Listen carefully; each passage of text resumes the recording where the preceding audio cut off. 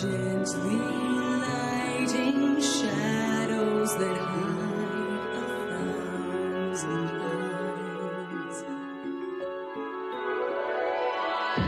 A dream, dream, no dream. You can feel the forest calling out to you. A dream, dream, no dream. Close your eyes, my darling child. When the dawn comes, you'll see these things I have for you. Morning dew and the scent of a jasmine summer breeze.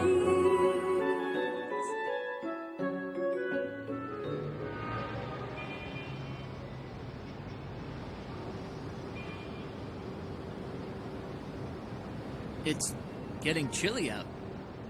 Maybe we should head home. Come on, I'll walk you. I think Key might... No! I won't go home. Then why don't we go get a drink? I'll bet you're thirsty from all that walking.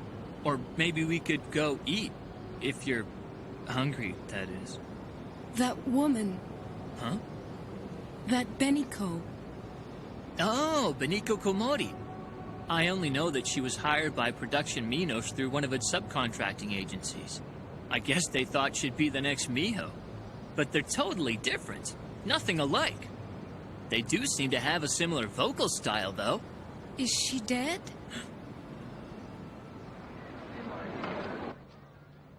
Did Key kill that girl? No, that's absurd. Then it wasn't her? Key had nothing to do with it? Then say so! Say it! Sakura, That wasn't Key. Not the Key I know. Sakura! She was never like that, never! Or is that the price one pays to become human?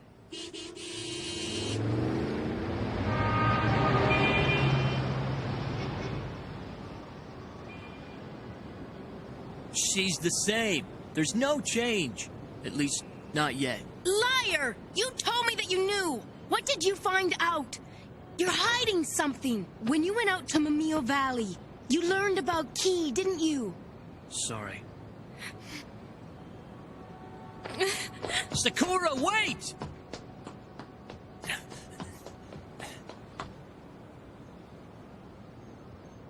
I'll ask Mr. Wakagi. He'll help. And then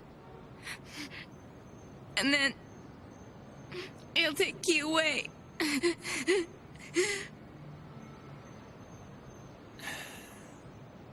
I know what's going on. Huh? Tell me, who's the one teaching Key lately, huh? And who choreographed the concert today? It's part of the act. Key was just performing. And Beniko, too. It was all on Tsurugi's whacked-out script. No way, but that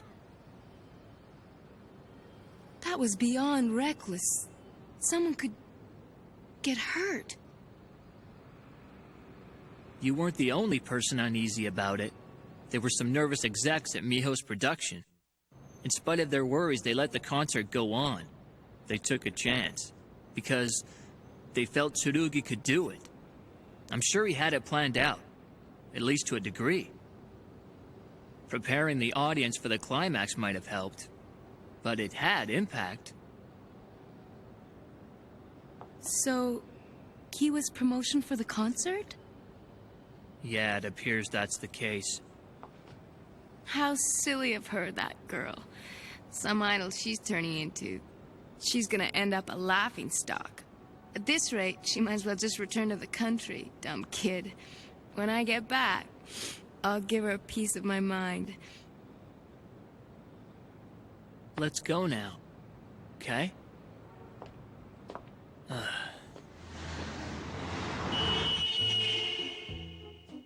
Morning raises her hand from the pipes underground.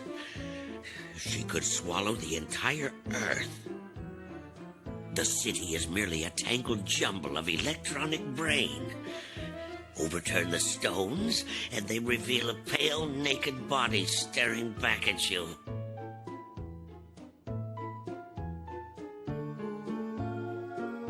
Excuse me, miss. Your celluloid ribbon is showing. The gold-rimmed glasses on your prosthetic eyes. Eyeballs filled with pale blue gas. What do you want?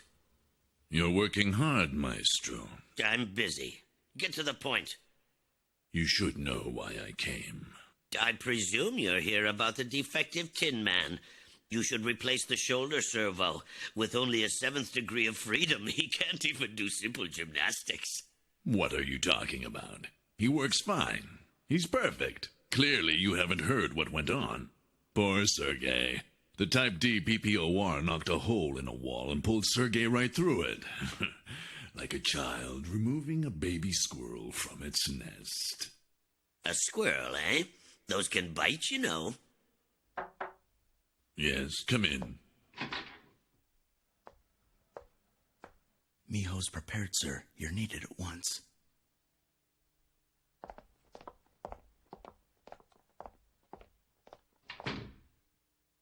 Beware. If you're not careful, your arm might get torn right off.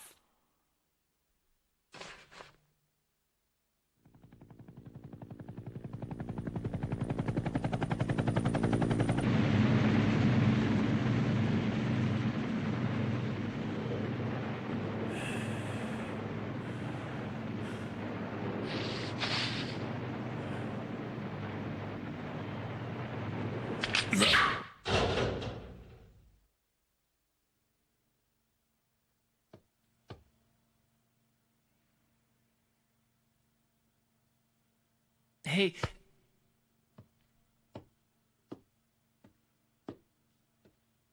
Mr. Wakagi?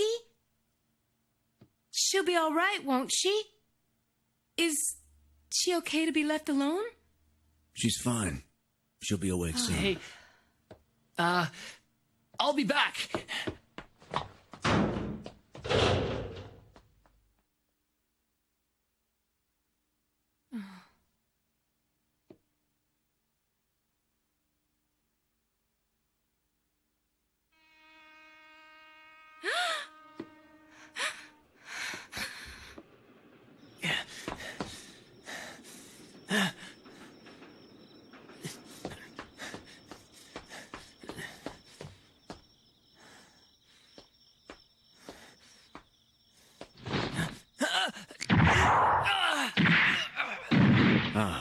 Sorry about that.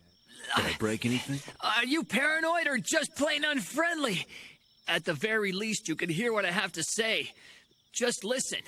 I'm too involved and I'm not gonna walk away from this. You understand that? Sakura?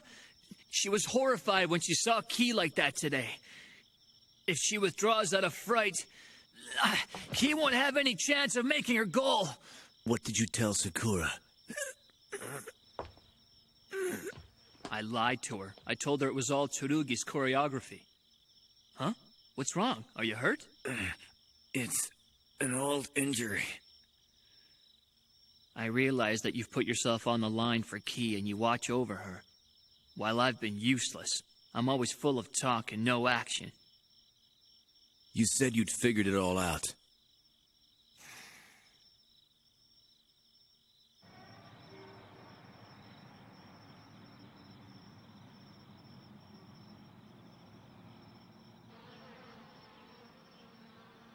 I was starting to suspect. The fact that there was a double for Miho. Oh? I highly doubt I'm the only one who noticed. I mean, any fan who's followed Miho's career from the beginning, like yours truly, couldn't have missed it. All of a sudden, there was a change in her. Like night and day. Speaking of Miho's early years, I heard that Tamari was the one who discovered her. Remember him? The guy who tried to jump off that building? The one who almost took Key with him?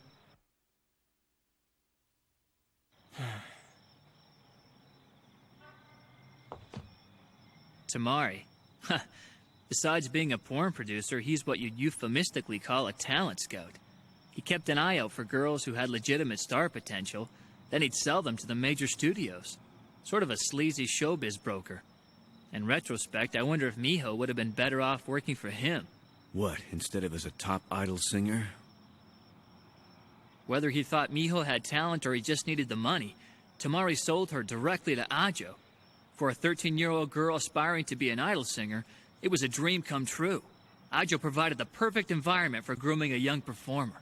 Production Minos recognized that Miho was destined for fame. Within 6 months of her debut, she rocketed to the pinnacle of idoldom. She had an appeal that was unique. She was sharp as a razor's edge, like she could cut you if you touched her. But at the same time, she seemed so fragile, and there was a hungry quality about her, like she was starving for something. I was completely obsessed with her. I had no choice but to form a fan club with my friends. During her 3rd year with the company, Miho took it upon herself to ask Tsurugi to be her producer. In theory, it would have been a good promotion, but their pairing was met by mixed reaction. It didn't stir up the excitement she expected from the public. Sounds like it would have been an interesting partnership. And that's what Miho intended. She'd been feeling a mounting urge to grow and reshape from the clash of opposite personalities. She chose Tsurugi because she wanted to absorb qualities from him that she didn't possess. Unfortunately, it failed. Instead of transforming into something greater, Miho was stifled by Tsurugi's method. He doesn't acknowledge talent. To him, singers are just clay to be molded into the image he envisions. He doesn't exploit the inherent ability a person might have. Miho's character was too strong to be that compromised. She refused being recreated according to someone else's concept. Because I admire Miho and support her all the way, I could never condone Tsurugi's technique. Nobody can make a great idol singer. They appear when people want and need them. They can't be churned out of a factory, but they are created. Top idol singers are born of the dreams and expectations of all those who love and worship them. I can speak from my own heart on that. There's no way to manufacture such a person or even alter the nature of one.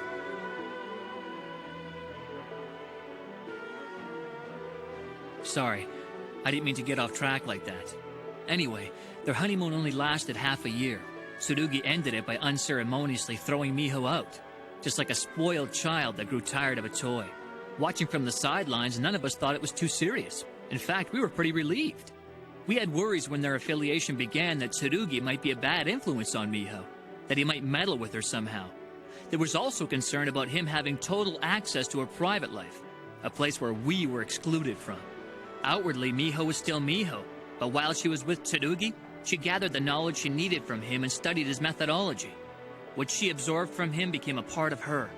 And of course, by the time they parted company, Tsurugi was labeled a prodigy because he had taken full advantage of Miho's name during their association. It was obvious, even to themselves, that they no longer needed each other. But when the breakup finally happened, Miho seemed shocked. Maybe deep down she had feelings for him that went beyond a professional relationship. Who knows?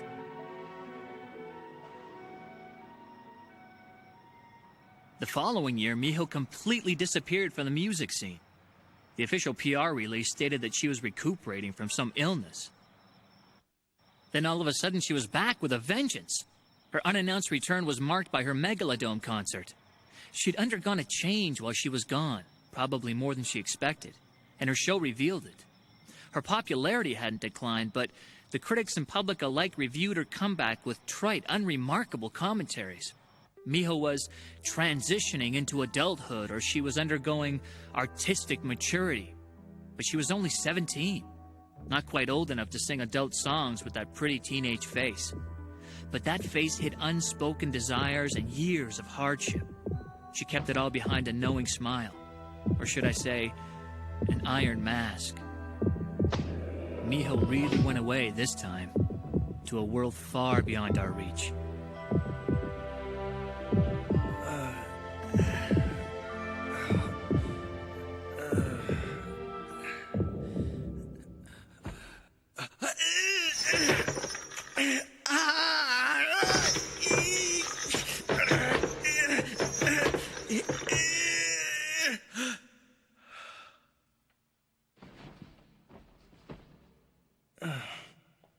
Miho. Are you awake now, my teacher? Miho? Is it really you? What's going on? Why am I here like this? How time flies. It's been a while. Quite a while. I'm so happy we could work together today. At last. Are you nuts? Notice that I'm chained up? The last thing on my mind is the goddamn show. Huh? Chains? These are the ones used in the concert today. Now I see what's going on. Oh dear. Angry because of your failure on stage? I think you need to handle your spike problem. Besides, you're punishing the wrong person. That explosion wasn't in my script. If you want to hold a grudge, hold it against the stage manager or your boss, Ajo. Wait a minute. I'm starting to get the picture. I see. No wonder the whole thing felt odd. You're quite a conniver. I just couldn't understand why you suddenly insisted on using my choreography for your show. I do now. Looking for a little closure, right? It entails a touch of revenge? Is that it? Is that what you wanted from me? You're wrong. The only thing I wanted was to work with you. Just one more time, and that was all. Lie! You lie! I'm not lying. Just once. This last time. Last? I just... Are those tears? Yes, sir. It's remarkable. We succeeded. This is about her, isn't it? You're jealous of her, aren't you? That is it! I found her, Miho, someone who can finally fill your shoes. I must hand it to you, though. She didn't escape your attention. You caught her momentary glow, the twinkle of her potential. And today was only a preview. Right now, she's merely a diamond in the rough. But she's the first one who's ever made me feel like this. Wait till I polish her. As much as I pity your plight, the time will arrive to step down as diva and pass the baton. I'll present my new discovery to the world. Then abandon her when you get bored. Just like you did to me once. What? You were the one who walked out of your own free will. You blatantly used me for knowledge and acquired as much as you wanted, like a thief. I admit readily that you were a gifted pupil. Everything I taught you was absorbed instantly into your brain like a dry sponge. Everything I know, the ins and outs of show business that I spent 10 years learning through life experience, you picked it up in only half a year. I've never met anyone so hungry for knowledge in my life. Your desires seem to have no end. There was no end to your demands either. I want a higher voice. I want to turn more gracefully. I want more expression, more stage presence, more music theory, more. You persisted even though I had nothing more to teach. Whenever you appeared on TV or your music was played, you were none other than Miho Utsuse, idol singer. But when you were with me, you became my devoted pupil. One day I looked at you and a perfect replica of myself looked back. It was then that we both realized that the student had no further need for the teacher. What more could I give to my own reflection? I was a blind idiot then, but I can see it perfectly clear in hindsight.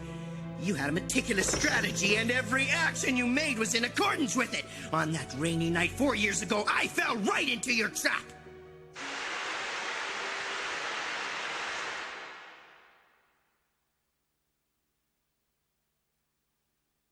In order to get what you wanted, you deceived me. People call that fraud. And now you've graduated to bigger and better crimes like kidnapping and confining a person against his will. You could go to jail for this. But I'm willing to forget this. If you unchain me and kneel at my feet, I'll forgive you right now. And to show you there's no hard feelings, I'll even produce a new song for you. Miho, come on. This isn't funny anymore. Hey, what's the matter? Are you deaf? Oh, you bitch of a she-wolf wearing idol singer skin!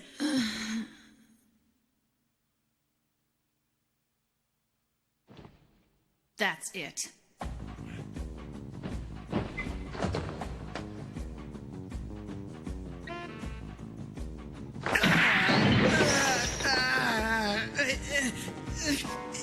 Yeah, you're insane. You don't know what you're doing. Get back, I warn you. Who the hell do you think I am? You can't pull this crap on me and walk away. I'll destroy you. When I'm through, the only thing left of you will be a memory. You be quiet before I put a hole in your head. While I sat with my mouth shut, you rambled on about bullshit, even calling me a criminal. I thought you were supposed to be a bright boy, but you just don't get it. You're way out of your league when it comes to Miho. That babe's got class. You're a clown. Miho was serious. She hoped you would serve as a mentor to educate and guide her. But you had your own conceited curriculum. You never cared about her real needs and desires, and yet you bitch about a trap. Deception is a way of life for you. Stop it! Stop it! Stop it! No more! I won't listen to this! You think people are doormats, you asshole. Wiping the mud off your feet, then you expect them to be grateful. You're just a punk who uses anyone to suit your own whims. That's why you let some nutcase ruin the concert. You child, you're not mature enough to associate with living girls. A juvenile like you ought to be playing with dolls and sucking on your mommy's breast the rest of your life. You're not Miho, are you? No one else but Miho. And yet, not Miho.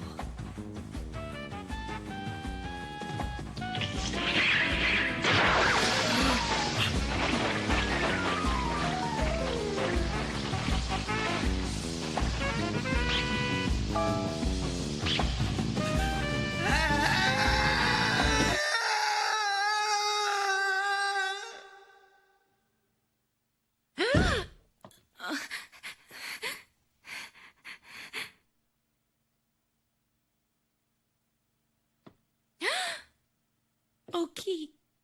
What's wrong? What's the matter? Say something. Key. Mother, help.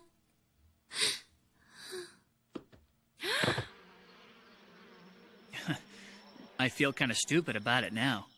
I just took it for granted that Key looked up to Miho. I mean, if a teenage girl wanted to win the support of 30,000 admirers, picking a career as an idol singer is a natural choice. And of course, I'd assume that Key would choose Miho since she's the queen of the music world in that respect. It all made sense to me. I didn't see anything wrong with my reasoning.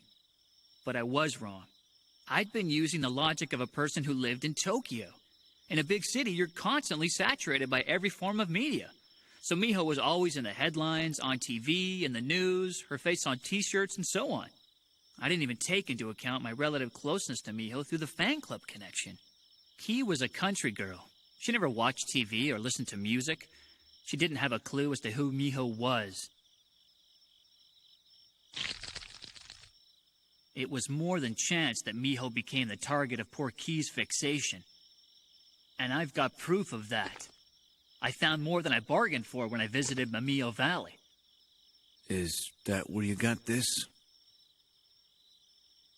I didn't go there to steal anything, and I felt weird taking it, but I couldn't come back without it. Were Key and Miho's eventual encounter a predestined future? Wasn't it decided a long time ago on a festival night when this photo was taken? I'm able to see it now. The convergence of two completely separate lives. Two women who were both born to become idols. Both of them pretending to be the other. One a robot and the other a human.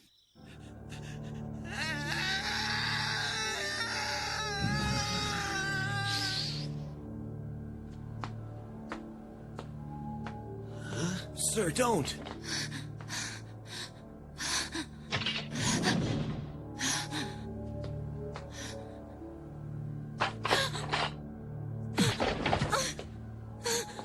Oh, you're hurting me! Let me go! son of a bitch! Why did you do that?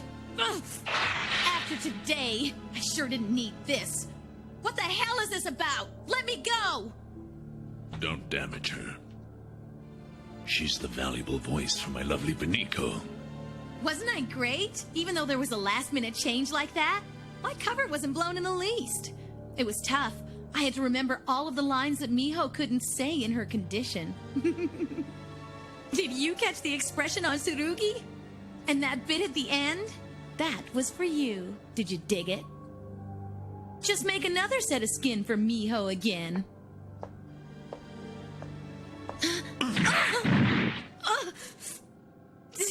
Are you out of your mind hitting an idol singer's face? You pedophile jerk! You little whore! Beniko is the idol singer. You're nothing. I only need you for your brain, not your arms, not your legs, not your breasts, your hair, or your face. Don't make that mistake again. Understand. I understand. I'm sorry. Put her away now. Yes, sir. Not Miho. That pathetic lump of flesh lying there. Yes, sir.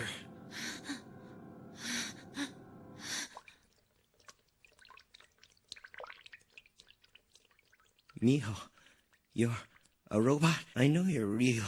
Where are you?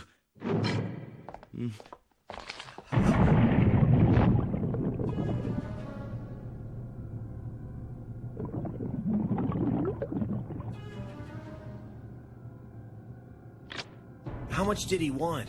10 gel packs. He'll be useless. A vegetable. We can't just discard him after extracting only a couple of packs, especially after what he saw. Suppose that we've become a part of something really horrendous. What? Because it's Tsurugi?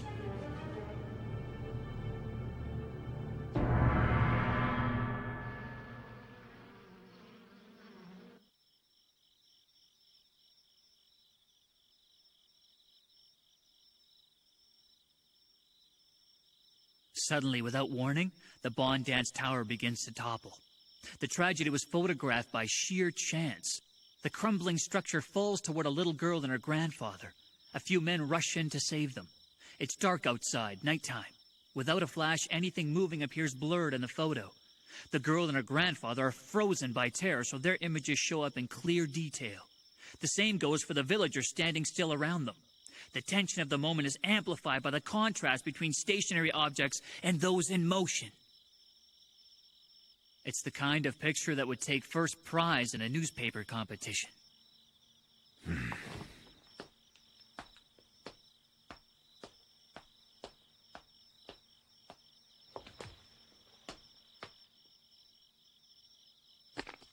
I have no idea if Key and Dr. Mima were safely rescued before it fell, or if they were unlucky enough to suffer any injury. The villagers are a tight-lipped bunch. They wouldn't tell me anything, and I couldn't find a single mention of the incident in the newspapers from back then. But I can guess what happened next, the very moment after that photograph was snapped. The tower didn't fall. It didn't fall the next moment either, or in the moment after that, or in the moment following that. Shuichi. That tower didn't fall. At least not until Key and Dr. Mima were pulled to safety. Because if you study the photo, you can see that tower isn't blurry. The tower was motionless. You can't determine that from the photograph.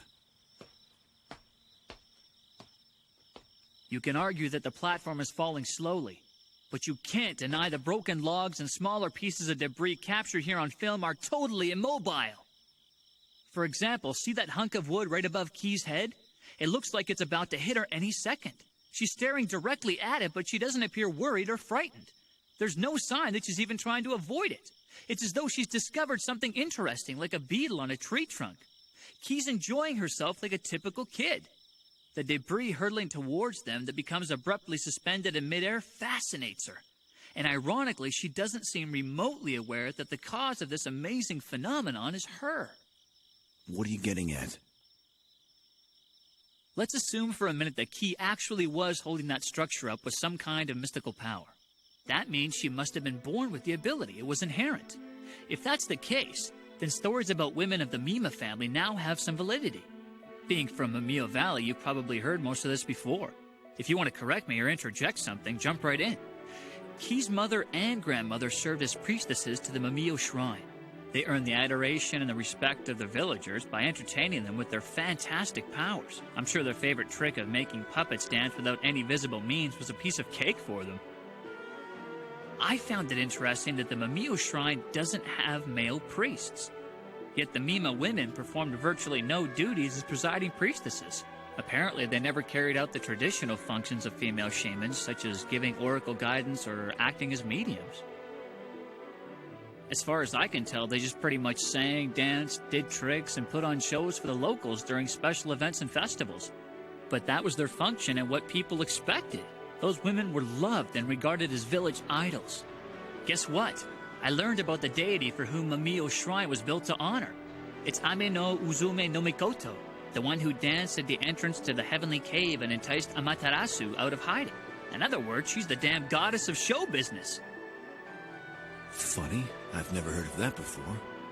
Frankly, I was surprised because that meant Key wasn't so far off course from the direction she was supposed to go in. Tsurugi, he was right. The girl can only serve to bring unhappiness to everyone around her. The farther she follows the path towards show business, the farther she strays from redemption! So, according to your theory, Key only has two choices. She has to become a priestess or an idol singer because it's in keeping with her family tree. Either road is rough. And can she achieve either one if she uses her power? Are you kidding?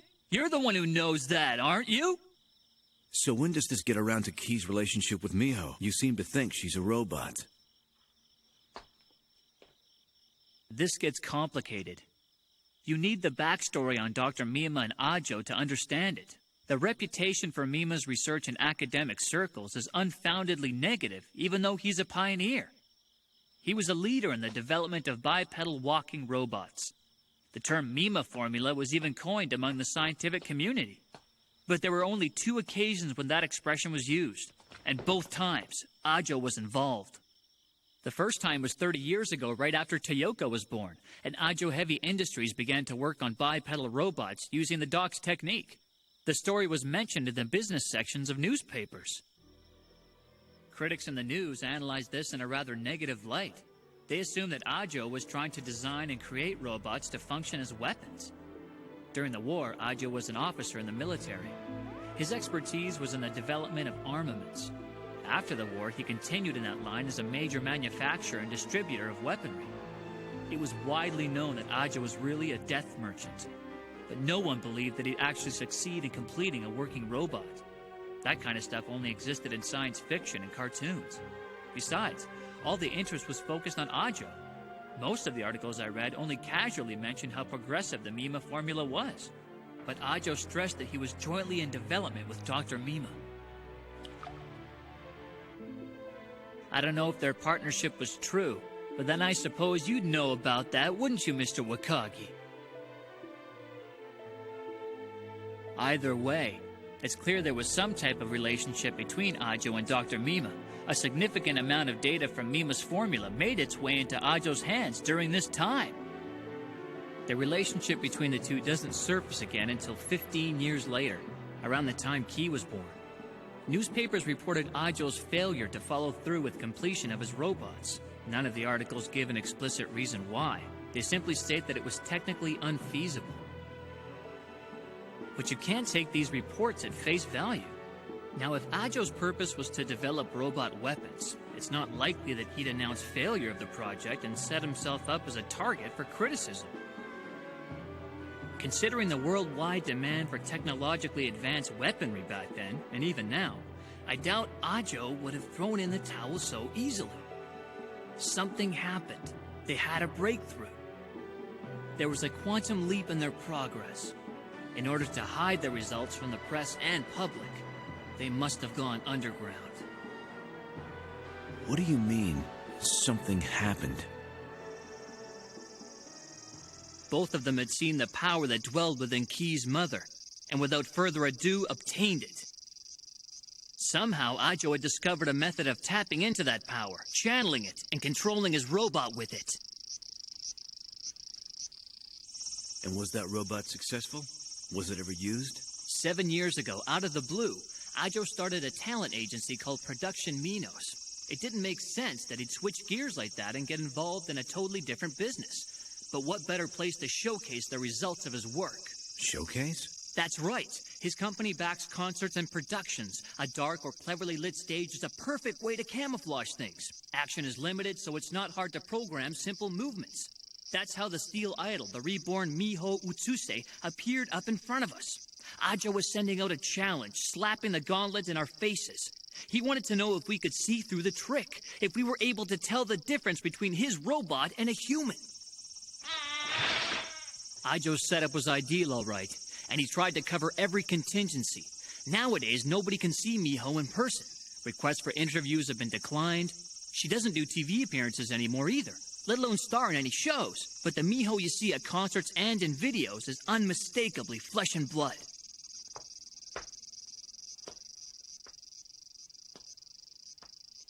But a few people did notice.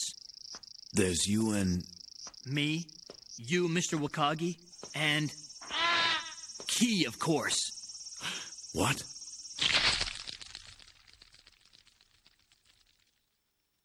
Oh, I'm positive Key knows the real truth that Miho's a robot. You're wrong. Key considers Miho's qualities to be opposite from her own, not the least of which is that she's a human idol, and that's at the head of the list. I find it very hard to believe that there's any doubt in Key's mind. I felt the same. Until I saw this photo. Key has to be only pretending that she's a robot, because it's her only way to keep her power a secret from Ajo. So then do you believe that Key's behaving like this of her own will? A strong self-hypnosis? Maybe it's your influence. Huh? Sorry, but I'm not into hypnotism. 30,000 fans. That's what it takes to snap Key out of her trance. But quantity isn't the issue here. It's the many eyes of adoring fans that, when directed toward her, bond the union between the idol and her fans, allowing the robot to shed its cold exterior. The time will arrive when Key can discard her metal cocoon and release her power. Yes, a few times already. The only way Key can become human permanently is when Ajo is finally put down. Am I right? Dr. Mima's death wasn't the result of an accident, was it? I suspect Toyoko didn't die of natural causes either. You and Key came to Tokyo with a single-minded purpose, didn't you? To avenge them. Ajo's a dangerous man. I saw him at Mima's house. What? You met him then? I see. He had to be the one who dug up the doctor's grave.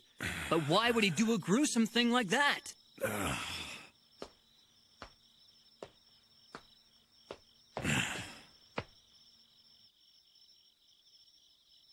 Ajo's running scared. He's terrified. Shuichi, you're a bright guy. Your deductions hit the nail square on the head for the most part. What? But there's one answer to 4 critical questions that you haven't covered yet. The first, what's the reason behind the cold-blooded murder of Doc and his daughter Toyoko? Second and third, what did Ajo want? And what did he fear? Lastly, what powers Ajo's robots? As I said, each one of these can be solved by a common solution. Until you find the answer, you haven't unraveled a single mystery. Not a one. And what one answer is that? Figure out the weight of 30,000 people, then calculate the size of every one of their thoughts. Huh? Key's hopes are so far away and she has to reach them all by herself. She's got to go it alone without me, Doc, or even that dog Ajo. The poor kid. She doesn't have any memories left from the time when she was human.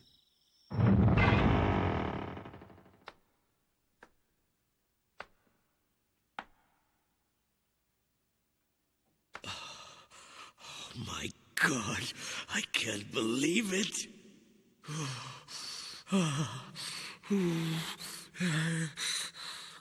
What have they done to you?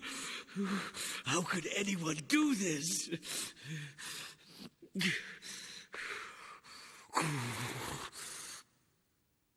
It looks like you've sent these girls out to fight a war.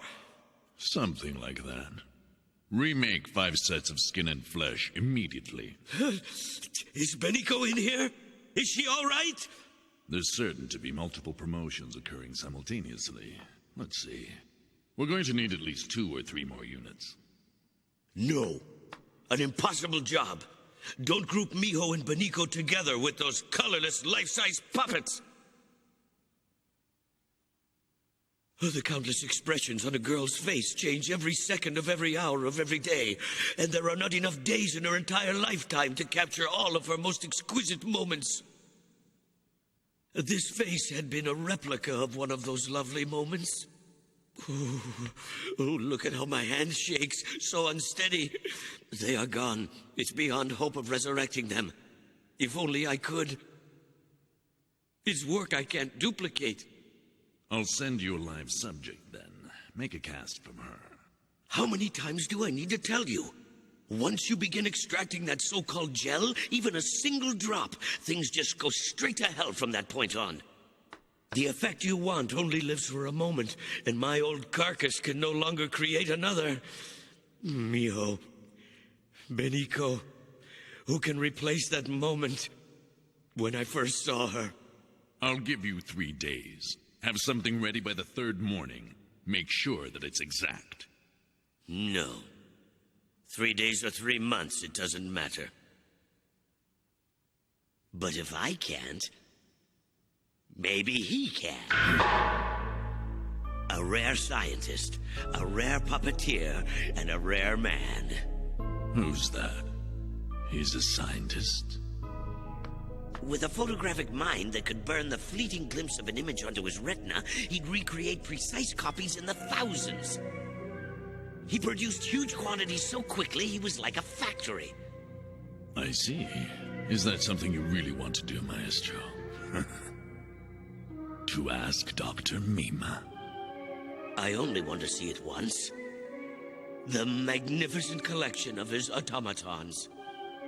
That's enough. To see those fabricated girls created beautifully out of different combined mechanisms and hardware. The large variety of materials that he used. But their style was the same.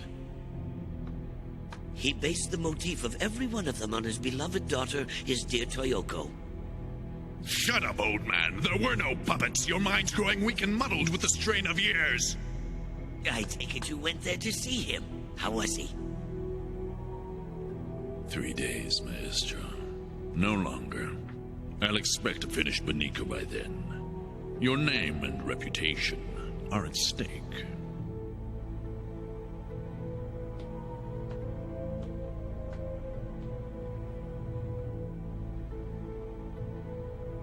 Mima. Oh, Mima. You must be laughing at this old soul. I have no spine when it comes to Ajo. So are you looking down on me now? From up in heaven? I don't know how many parallel universes there are, but there should have been only 2 outcomes for Key: to become a human or not. Regardless of what she did, where she went, or who she associated with, she'd still be moving in one direction or the other toward an established goal. The future would be determining her present and steering her toward an objective. Each of us should be acting out our given roles in life. That's our destiny. But in Key's situation, an unforeseen element suddenly interrupted that predetermined plot. It changed the entire course of her life, and that interruption was you. Huh? You haven't been able to fit in your role yet. Do you realize how much you've interfered in Key's future, thinking it was for her own good? You altered results. Oh, yeah, right. I really think I'm the one warping Key's destiny. I mean, she can only turn out to be one of 2 things, either a human or a machine. Not a robot, not human either. Huh? But we can't go back and change anything now, so we have to deal with it. And here I was thinking that you were just acting out the role of the Greek chorus.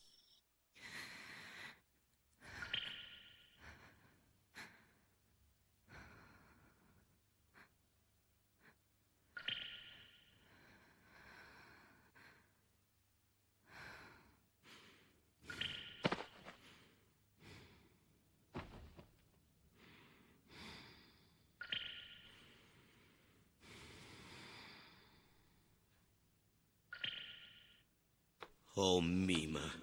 It must have been tough. You had to have been frustrated. But you always did well. Far better than I did, in fact. While I live on in this pathetic state, you've gone ahead to join Tomiko and your daughter.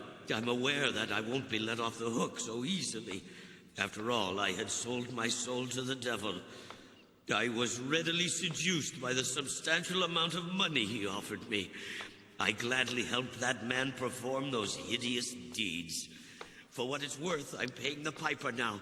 And as you look down on me, I'm sure you're having the last laugh.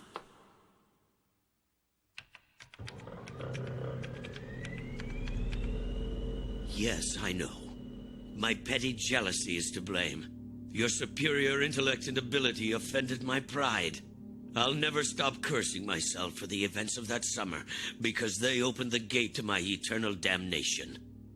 Have 60 years already passed? The word robot had just recently come into existence. Yet automatons of our imaginations were suddenly jumping from the pages of science fiction and smiling at people on the street. Back then.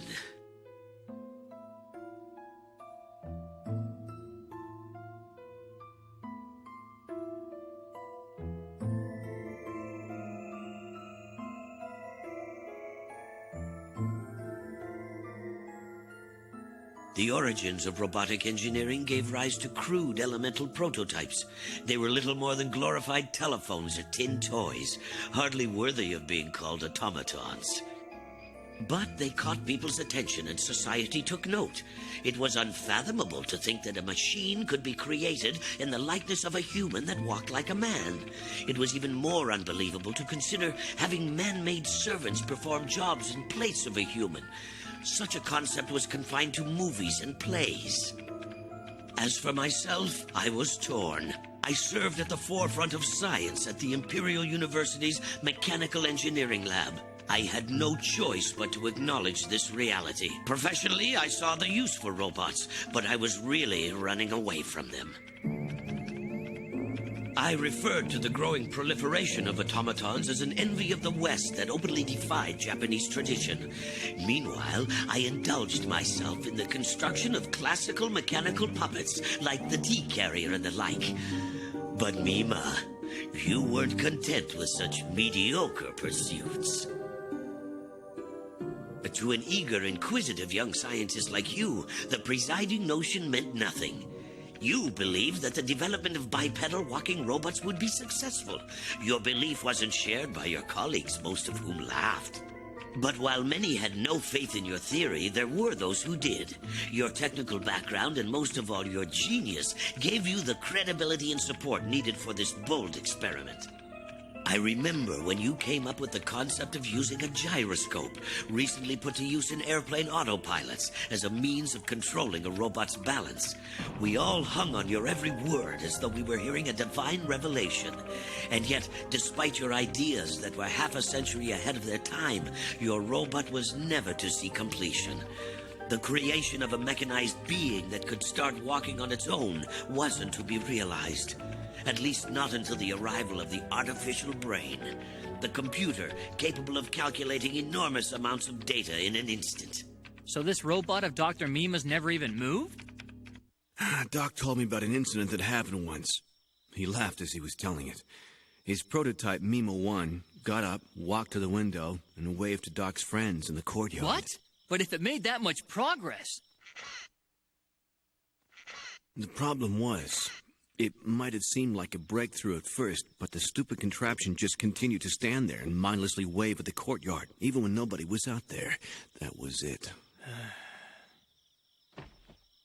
That's not exactly what you'd call the cutting edge of robotics, is it? Doc went back to the drawing board and began redesigning the brain and heart from scratch. He had to match the size of real human organs, but at that time, the only materials to make them out of were hard, heavy, and awkward to work with. I knew it was impossible. That it was an unattainable dream. I should have put it aside when the infatuation left and gone back to reality. I should have. But I had to meet her. Tomiko. Her and her Geist. Huh? Tomiko? You mean Key's grandmother? And what's a Geist? It wasn't as if I was impatient for results, Murao. And the reason I showed you what I did wasn't out of a noble desire to help you with your research. Personal glory? Jealousy? I wanted only one thing, and that was superiority. You were always way ahead of me in brains, technique, science, and puppeteering. But something existed that you had never seen or even imagined. You would have lusted for it so greatly that you'd have reached out to grab it with your tongue had you the ability. I planned to achieve my petty preeminence by shoving that in your face and taunting you with it. I look back on that with mixed feelings. Oh, I wonder... was it only a mistake of youth that I plotted your downfall in order to attain superiority? I am finally basking in it.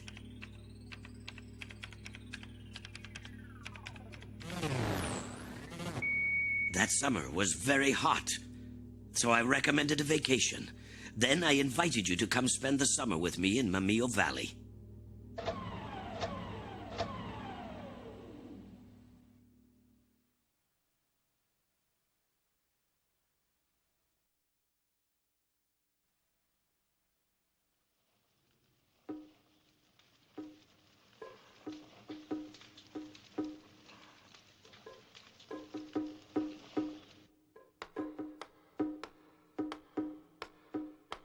During the festival, Tomiko had the same beautiful smile she wore every year. She danced elegantly as usual.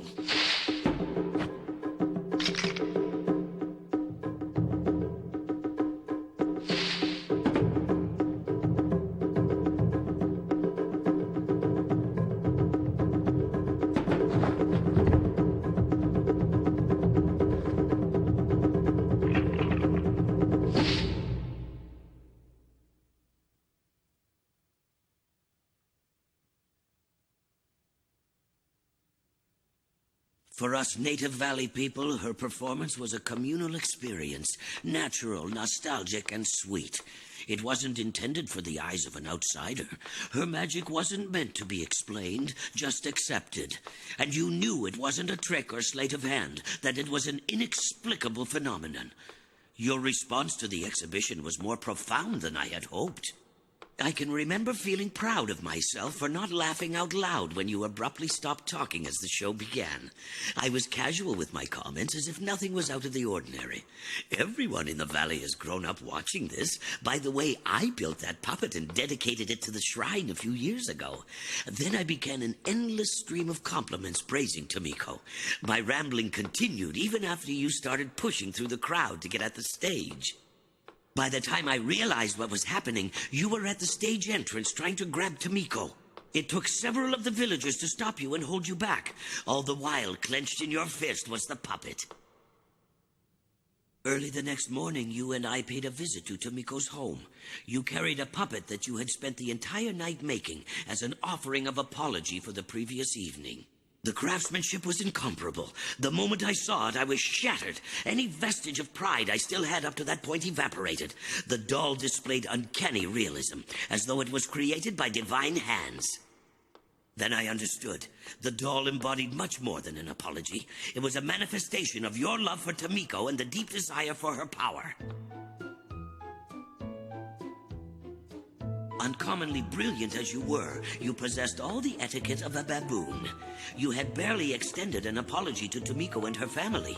Then, without even waiting for their forgiveness, had they decided to give it, you opened your mouth and blurted it out. I wish to marry into your family if Tomiko will have me. But in return, I'd like to take her with me to Tokyo. It was quite a sight to see the expressions on the elders' faces. Who'd have guessed? To say that came as a shock is an understatement. But the real surprise came when Tomiko blushed, then firmly nodded her consent to your sudden proposal. Theft. Stolen. We were outraged by her hasty decision. It was no less catastrophic than the sun falling from the sky.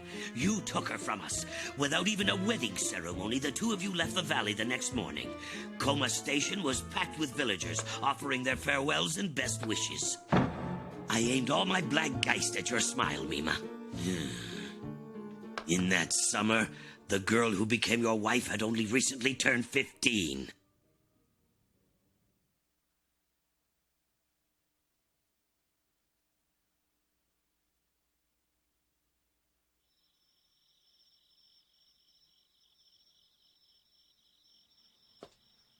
Doc returned to Tokyo with his new wife. He moved out of his apartment and bought a small house uptown. Doc now had a pretty young bride and one thing on his mind. He obsessed on how to extract Tomiko's power and make a robot that would run on it. What? You're kidding!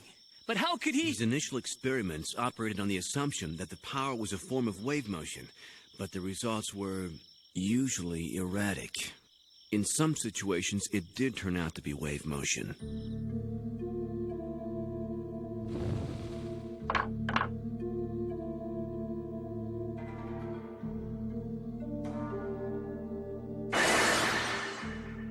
But sometimes it appeared as particles.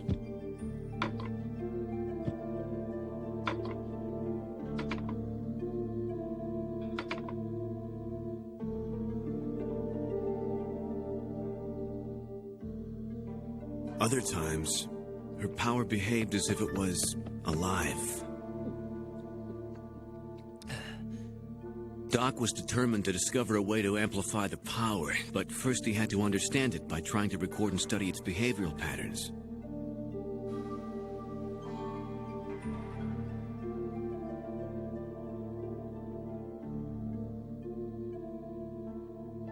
For a long period, the power didn't reveal itself in any way, shape, or form. Non-measurable, ergo non-existent. It was almost as if it was taunting the doctor and mocking his work by teasing him with infrequent or random appearances. The dilemma soon brought the doc's research to a dead end. Couldn't he have turned to someone for help like one of his lab mates? Or he might have asked for an outside opinion, even published his findings in some kind of science journal. Why didn't he try that? If it had been possible, then he would have done it. Oh, yeah. The doc didn't have any choice. He had to do it by himself. And for Tomiko's sake as well. Huh? Doc was afraid. He felt he'd lose everything if he publicized Tomiko's power. Those who had claimed similar abilities in the past were branded as frauds by the scientific community. Doc worried that his research and reputation would be buried in the darkness of obscurity. He couldn't take that risk with the stakes being so high. He was haunted by the phantoms of discredited scientists who had previously accepted the challenge to uncover the truth. He then sank into a deep pit of depression. Granted, I understand it might be difficult to believe in the existence of some things, but isn't that the objective of a scientist? To observe and record data objectively in order to prove or disprove it? Maybe if we lived in an ideal world, but in reality, the scientific eye isn't satisfied with simply making observational confirmations of phenomena. Huh? A bit naive, are we? Everything that we know to exist in the world has been determined by scientists and the media. If they deny or ignore the existence of Tomiko's power and the Mima formula, the presence will never be known. If these demigods so deemed it, the sky, trees, buildings, a robot shaped like Mio, you, me, or even the world wouldn't exist. Doc was an exception to his trade. Otherwise, things might have been different the moment he saw Tomiko. He would have renounced his existence as a scientist.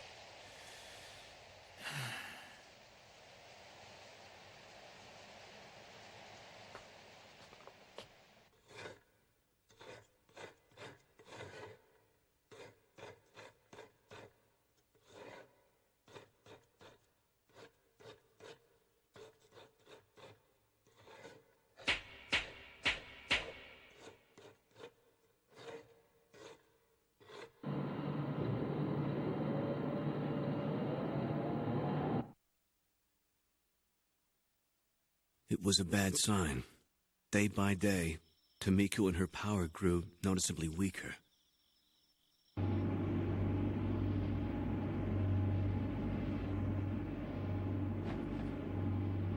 Doc feared that the power might dissipate. He halted the experiments and waited for Tomiko to recover.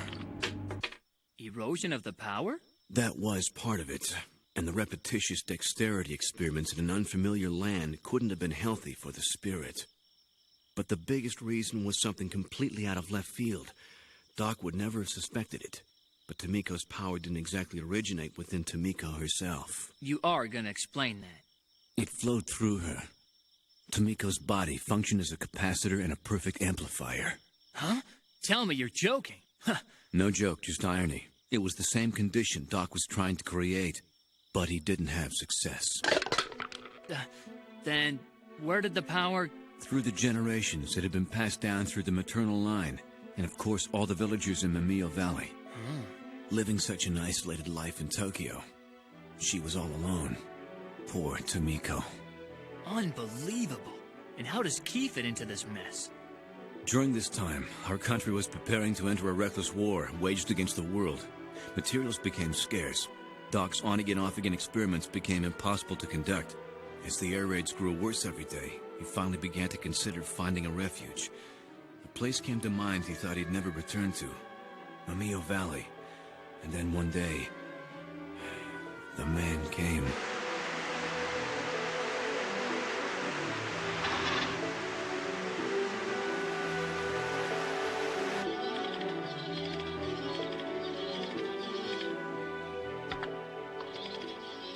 I have no idea how Ajo heard about Doc, but it was obvious he was after Doc's robotic know-how. He wanted to discuss co-development of a bipedal walking autonomic bomb, i.e., a robotic weapon. Back then, Ajo was an avid collector of European automaton dolls. He also showed an abnormal obsession with Metal Gears. He brought his own blueprints and spoke enthusiastically, if not passionately, about the practical applications of his lead soldier project. How did Dr. Mima respond to that?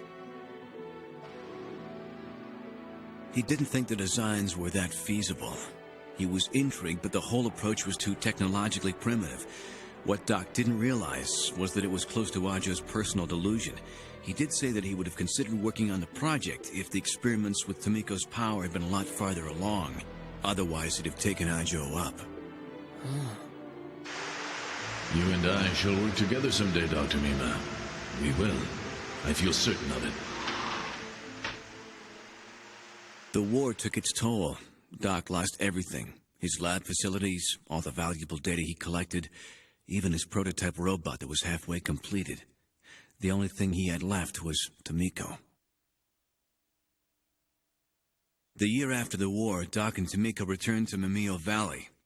The villagers had given up hope of ever seeing their priestess again. Needless to say, they were ecstatic to see her safely back home. Her family's large manor was gone, but the couple was given a small residence, the very one you visited. The two of them quietly resumed their new life. And did Tomiko's power ever come back to her? Naturally. Going back to her homeland was like returning to a fuel depot, but...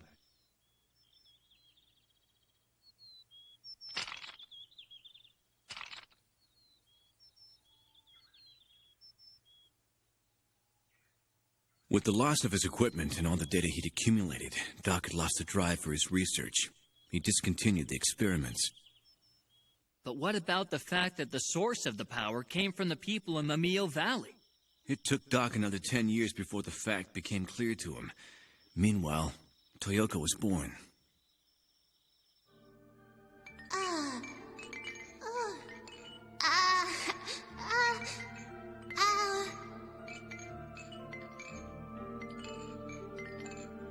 Soon after her birth, Toyoko began to exhibit the powers she'd obviously inherited from her mother.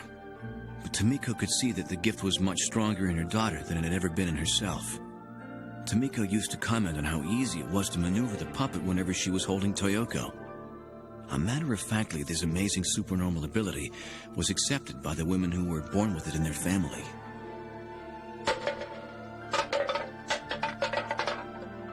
Doc's enthusiasm was rekindled. He dug out a basement and brought in new equipment. Then he resumed the experiments with his baby girl Toyoko as the test subject.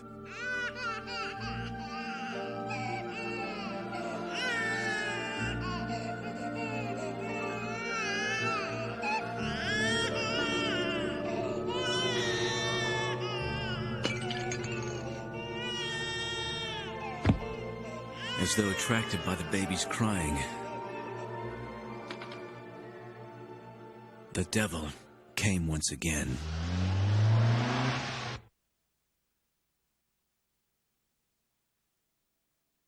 Surprisingly, Ajo was familiar with Tomiko's and Toyoko's telekinetic abilities. He even posed his own hypothesis on its existence, how it was channeled and its source. He was also well acquainted with the scope of Doc's research. Ajo implied that Doc and his family had been under surveillance for some time. He aggressively tried to persuade Doc to contribute his brains as well as little Toyoko to the development of his bipedal walking robot. However, Doc wouldn't go for that. He countered Ajo's request by offering him all his research documentation, but his daughter wasn't included in the deal. And Ajo was happy with this arrangement? Why don't I believe that? Well, I suppose he got what he wanted, at least for the moment. He took every scrap of Doc's research, including scribbled notes and Toyoko's doodlings. That's what he calls co-development?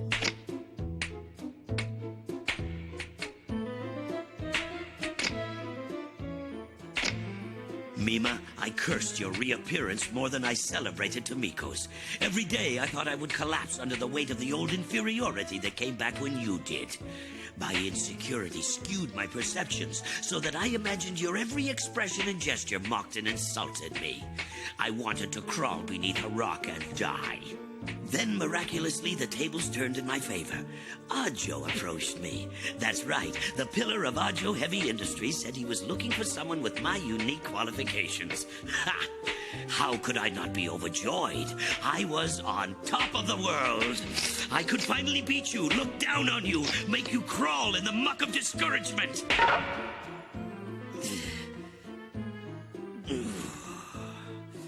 After I came here, I realized what I'd done. Ajo wasn't buying my technological knowledge or my talent.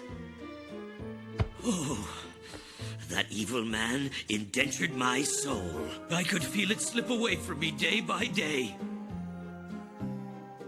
Oh, Mima, if only I could turn back time and return to that day. But it's never possible to undo the things we've done. I have but one desire left, and I beseech you to fulfill it. Please allow this wretched old fool to rejoin you as soon as possible.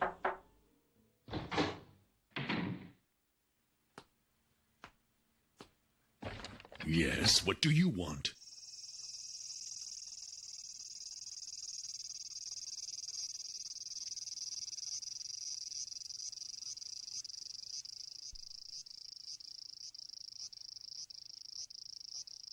After making his deal with Doc, Ajo came back to Mimio Valley once every 3 months, then every 6 months. During these trips, he'd collect the research results Doc had assembled since the last visit. In order to keep Toyoko out of Ajo's hands, he worked non-stop. Gradually, the experiments became more demanding on their subject. If Toyoko showed signs of fatigue during the testing, Tomiko was brought in to act as an amplifier for the power. When Toyoko was a child, barely old enough to understand her special capability, Doc regularly brought her among the villagers so she could recharge her power. It was beginning to look like Toyoko's power was nearly unlimited, and in fact, every day it appeared to be growing stronger. It seemed as if it was drawing on Tomiko's energy. And Tomiko? She grew visibly weaker. Sometimes she'd be bedridden for days on end. But Doc refused to stop the experiments. He began to lose sight of the true purpose of his work, and he didn't seem to notice the effect it was having on his family and himself. Ajo kept on taking the results and research he gathered from Doc and applied it to the development of his own robots. Computer technology was rapidly being implemented at the time, so Ajo incorporated that into the process as well. This warped co-development between Doc and Ajo steadily bore results. When Toyoko turned 15, coincidentally on the anniversary of the festival where Doc first met his wife, Tomiko passed away in the morning, like a withered flower. That evening at the festival, Toyoko danced with the puppet just like she did on any other occasion. The villagers had no idea that her mother had died. When it was over, Toyoko simply went back home. She couldn't hold her sorrow any longer. When she let go, it came.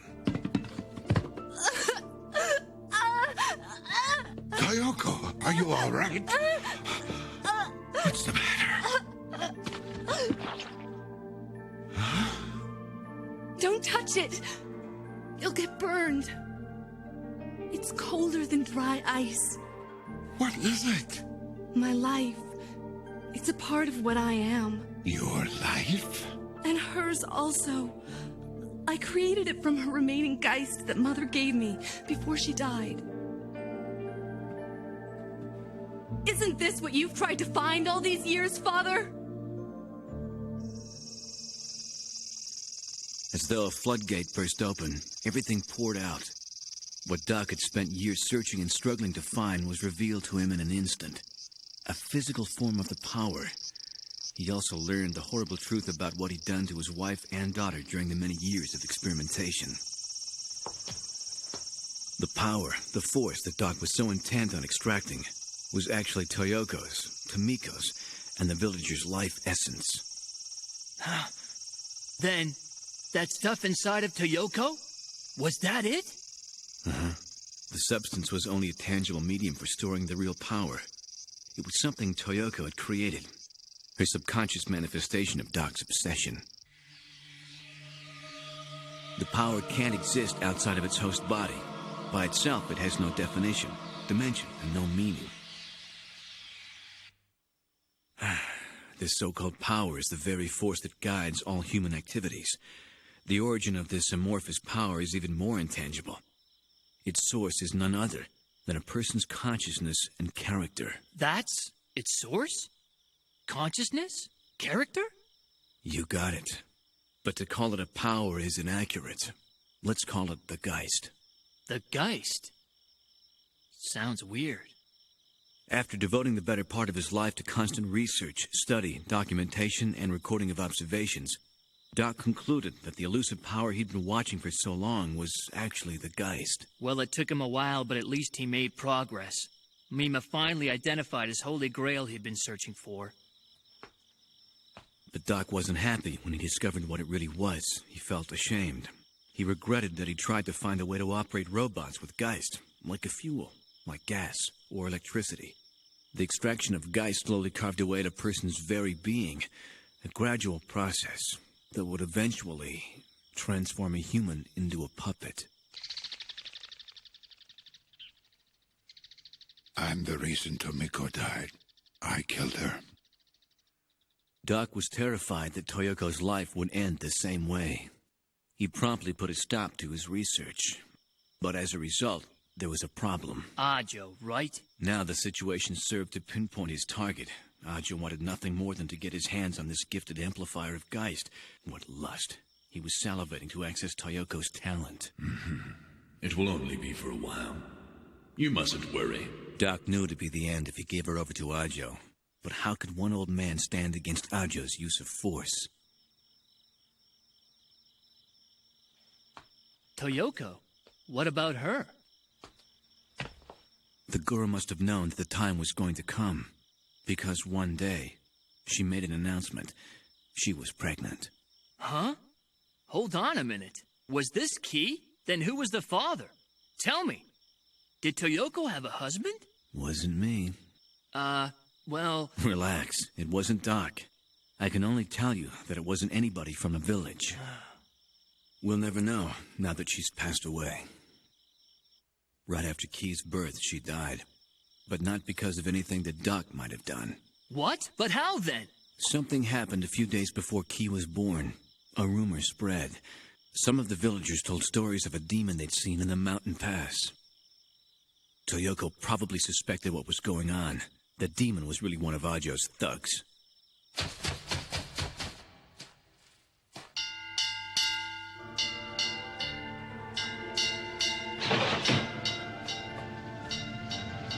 He must have been sent to threaten. No, more likely kidnap Toyoko. The stupid bastard's plan was to set fire to Mamio's shrine, then nap her in the ensuing confusion. Toyoko even second-guessed him on that count. She fortified herself inside the burning shrine and defended the newborn Key in her own Geist.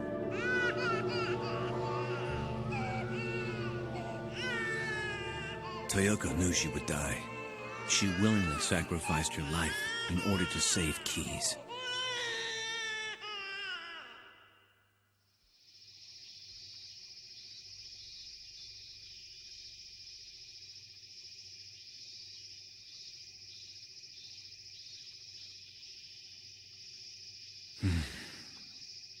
Her death devastated poor Doc. Amio Valley shared in his grief.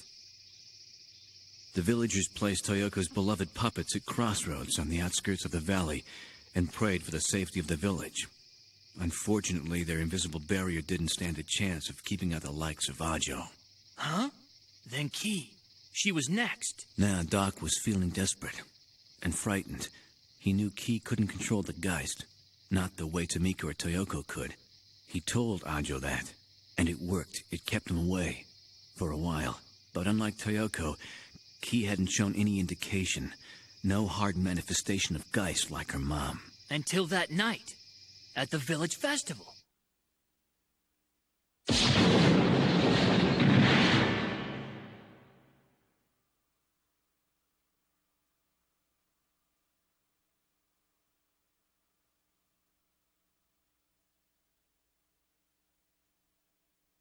In the wink of an eye, she released the Geist. It was tens, hundreds of times stronger than Toyoko's power.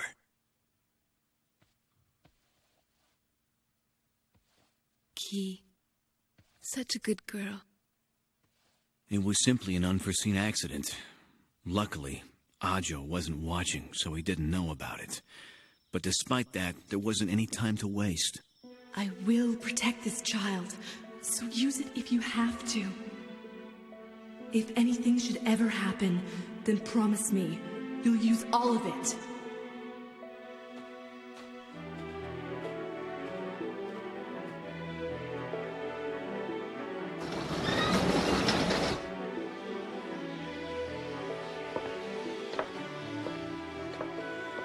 With the help of a reliable and trusted friend, Doc secretly stored and safeguarded the huge amount of Geist that had come from Toyoko.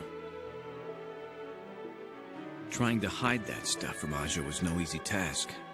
Toyoko had spent most of her life accumulating it, over 10 years' worth, beginning from her early childhood, and it was more potent than the Geist of an ordinary person. Equal to that of 30,000 humans. Wow! Is that true? Then that Geist... It's a part of Key now. My God. In accordance with Toyoko's wish, we followed through with her scheme completely. We spent half a year, both me and Doc, injecting Key with stored-up Geist.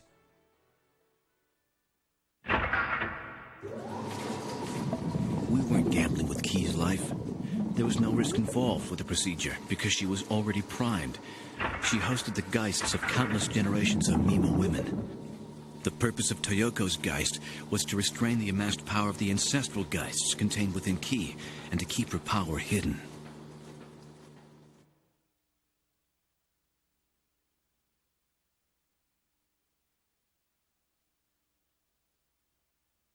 But the unparalleled strength of the Geist surpassed everyone's expectations. It not only suppressed Key's ability to control it, but it buried her humanity as well. If that's true, Key's a robot because... That's right. It's true. Me and Doc, we're the ones who shut down Key's humanity. Doc was eaten by guilt over what had happened to Tamiko, Toyoko, and Key. He blamed himself entirely. In order to maintain his sanity, he immersed himself in work. His efforts led him to produce a simple version of the walking puppet using Toyoko as the model. His technical theory for bipedal walking robots, the Mima formula, ended up being more than just a scientific robotics manual. It provided for an unofficial sanctuary in which the Geists that had lost their mortal places of being could find refuge. Key's upbringing wasn't exactly normal for a little girl. Growing up in a household of walking puppets, she started to think she was just another one of Doc's creations. He let her go on believing that, and even encouraged it. That was the only protection Doc had. It helped to feed the illusion that fooled Ajo and kept him at bay. When the Valley people learned that Key wouldn't be filling the shoes of her mother as a shrine priestess, they didn't blame her or resent her for it. The villagers weren't taking pity on her. She was a curiosity. They accepted Key, but not as one of their own kind. They looked upon her as nothing more than one of the puppets Toyoko performed with at the festivals. A walking, talking doll that lived among real people. Key grew up completely unaware that she was human, She believed that on each birthday she'd receive a new body that was one size larger than the last. She would have lived a quiet, unassuming life without a clue as to who or what she really was. Damn it. I shouldn't have gone into town that day. If only I was there. So then Key and Doc wouldn't have... What's with you? You're talking as though it's better for Key to be a robot from what I'm hearing. Well, it was until now.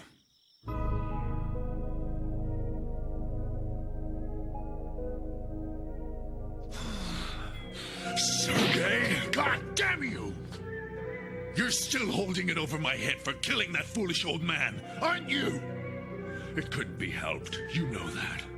Mima's to blame.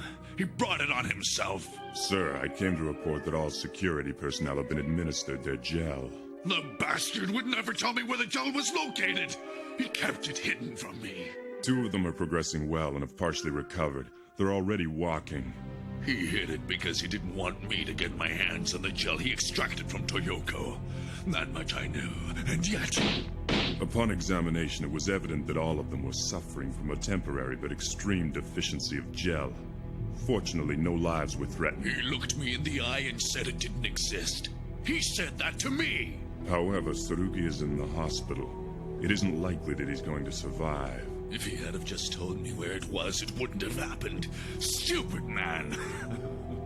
Oh my god, what an idiot! Mima! If you capture his granddaughter, you'll have plenty of gel. Oh, 50,000. The new megalodome structure is finally completed. Who should be honored as the opening act? You did view the performance today, didn't you, sir? Think about it. What if that occurred again, sir? Then, all of that energy, we could harness it and convert it into gel. One little girl? Why is it so hard? The quality of gel is not determined by its quantity. It's determined by the potency of the life force from which it originates. Quite possibly the gel of Toyoko Mima has unusual strength. Perhaps that of 50,000 people. Mio. Her fan club president, he's a thorn in my side. He has to go. And sir, it's very dangerous to put gel packs for multiple people into one power box. Damn! Komoda! Call Aoi, now! I haven't been able to reach him since he left the concert. I'll keep trying, sir. I see. That could be why your sipes are going hungry. Because of this. That's bad. So handle it. I'll go find their food. Are PPORs your legs and arms? I truly envy you, Sergei. It's becoming more difficult every day to distinguish you from one of my sons. That's a compliment. Why, thank you, sir.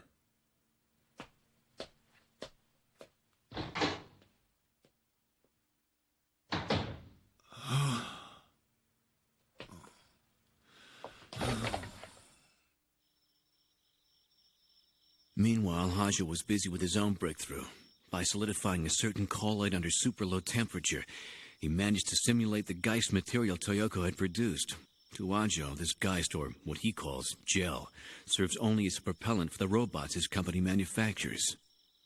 Funny, Ajo wanted that Geist badly. So badly that he killed Doc trying to locate it. He searched everywhere, even Doc's grave. The Geist of 30,000 humans.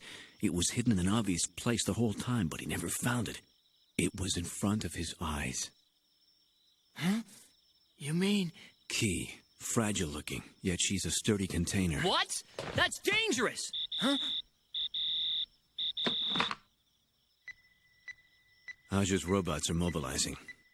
Let's hurry! We've got to get to Key! There's no rush. Huh? Take it easy. They're going the other way. Whew. That's good. But I should get back. I'll see you. Hey, wait. Tomorrow I'm going to visit a guy. Some religious fanatic called Prince Snake Eye. Huh? You want to come along? Mm-hmm. Definitely. I do.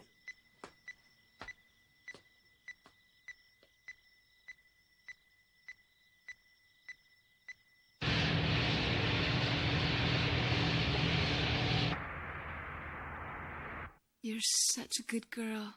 You are, you know. When I was young, my mom told me stories about your mom. She was like Mother Mary. Beautiful, with a childlike innocence. Every man in the valley melted around her. Especially my father. Just a few days before he disappeared, he started saying some crazy things. He said that he'd been chosen by the priestess of Mimio Shrine. Silly, huh? But Dad really started going off the deep end after he took that unbelievable picture of the tower about to collapse. He used to point at you and say that you were his child, the result of a union between him and Toyoko. If it turns out that you and I are sisters, what can I say? Your mother must have been something special, and her blood runs in your veins, Key. So if you strive for whatever you truly want, then I have no doubt. What's going on? Your door was unlocked. Shh. Huh? You know what? She called me Mother.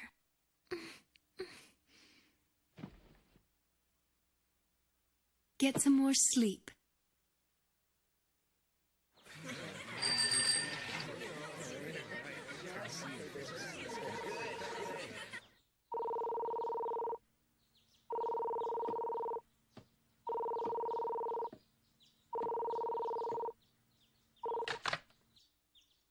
Hello?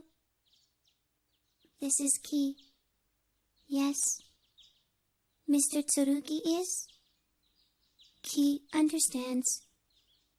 Yes, thank you. Disband? What do you mean? I mean the Miho Utsuse fan club is officially dissolved, and that's effective as of today. But why? I no longer like Miho. All right, can I go now? Shuichi? Did you just wake up this morning and decide this? I get a feeling you're not being straight with us. But what about the other club members? Yeah, I'm still a fan of Miho. Shuichi, I've noticed how distant you've been acting lately. So what's going on, huh? Is something happening with Miho? Haven't heard a thing. I've no idea. Sorry. Miho's lullaby. That! Yesterday you screamed it wasn't hers. Besides, even if Tsurugi is some kind of prodigy, he wouldn't choreograph a show to stop a new song, right in the middle of it. That was part of the concert. That's all. No way. Oh, man, why would you do that? I mean, you should have Like conquerors or something. First, you just went off and did your own thing. I'm out of here.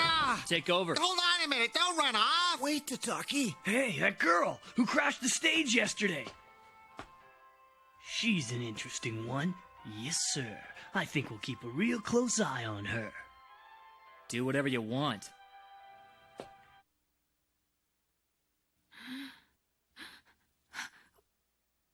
Ki? Where are you? Oh, Ki.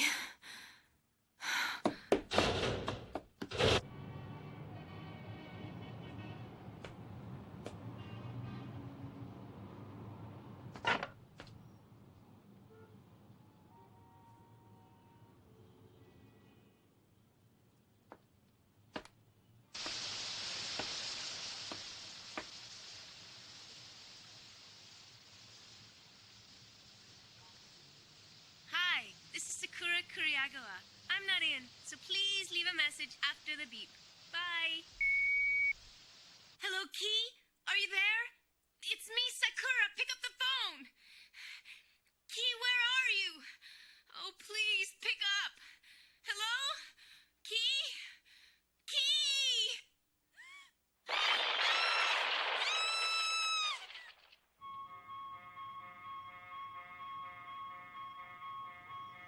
Huh. I reached her machine. They've gone out. But where? I see.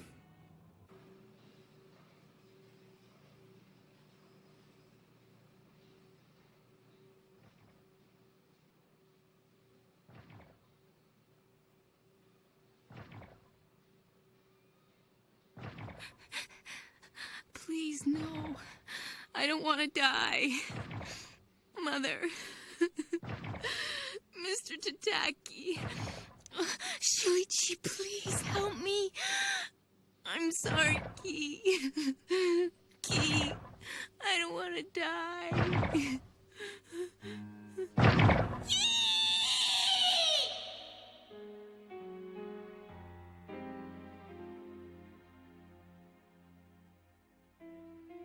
That's right. You can do it. Don't hold too tightly. It's just like grabbing an egg. That's right. Move carefully. Good. Gently.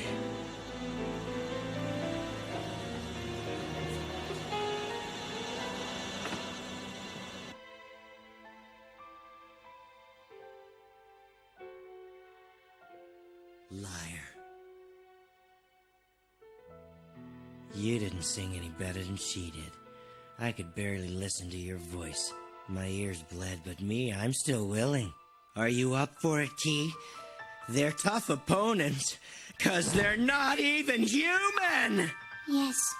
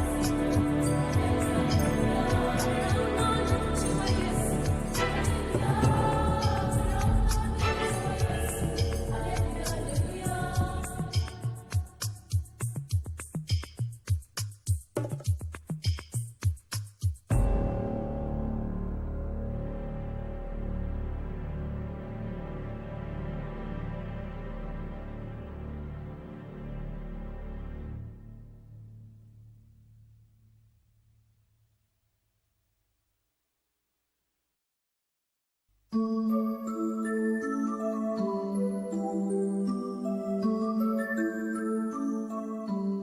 have to send her back home right away, where she can rest in peace. Ajo, why you? No, don't distract her right now. An extraction plant? Why in the world is something like that under the dome? For whom does she sing? But when Key sings, she is definitely... You can't give up. What's Key gonna do without you? Does he plan to extract everyone past their limits? Key, everyone's been waiting to hear the real lullaby. Can you make Key into a media phenomenon in a week?